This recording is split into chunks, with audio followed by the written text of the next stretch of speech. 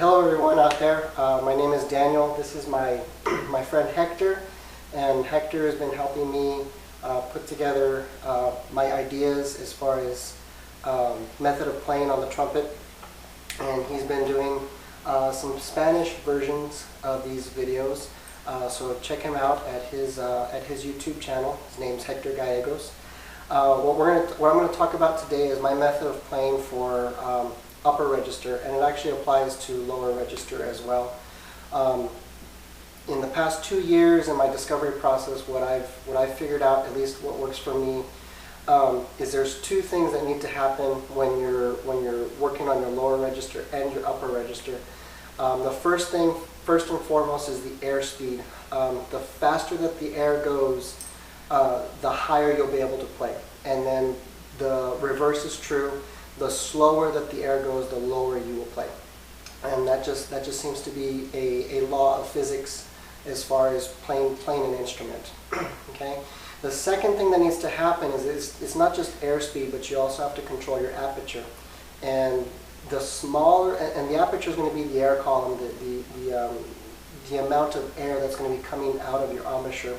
And so if you have a wide aperture, you're just going to get a slower airspeed, and you're not going to be able to speed up the air fast enough to play the higher notes.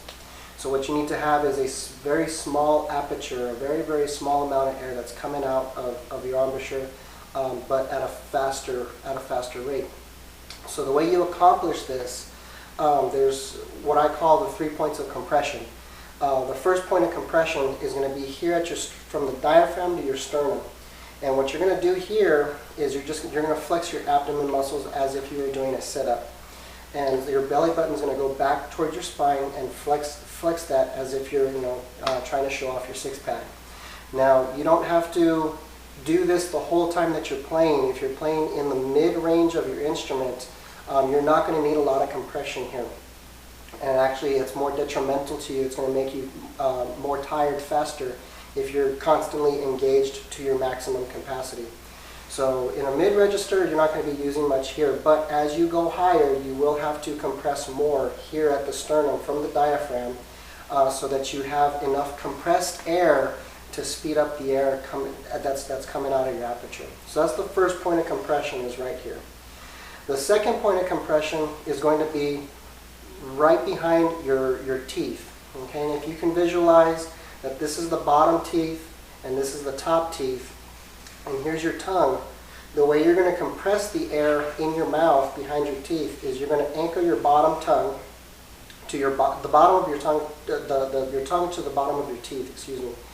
And as you need to compress more air to play higher, the tongue is going to arch upward and forward towards the top teeth, so that you're going to create a very small air pocket here that is made up of very compressed air. And as you come up and as that air compresses more, you should feel pressure against your tongue, pressure that's pushing the tongue downward, as well as pressure up against your teeth, because the air is compressed and it needs a place to go. Okay, and so that's very important, is having that air compression, compressing the air as much as possible. The third point of compression is going to be at the aperture. Okay, and the way we're going to do that is by controlling our embouchure here in the corners and making a very, very tiny hole where the air can come out. And the smaller the hole that you can make it, the less air that can come out, and the more air compression you're going to have that's going to want to come out of that aperture. And those 3 points of compression are going to create just a faster airstream. So a couple of things that you can play around with. You can try some of this on your own to get the concept. Is you can try to whistle from a low pitch to a high pitch. Think about what you're doing to raise the pitch of your whistle. What's going to happen, focus on your tongue, and you'll notice that your tongue should be coming up and forward, just as I talked about before, when you're trying to whistle higher.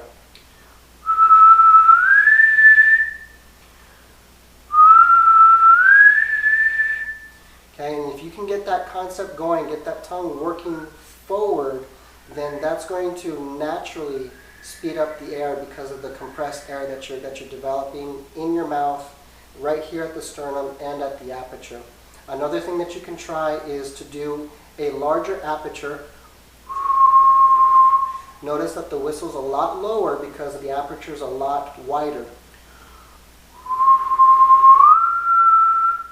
And if you make the aperture smaller, you'll get a higher whistle.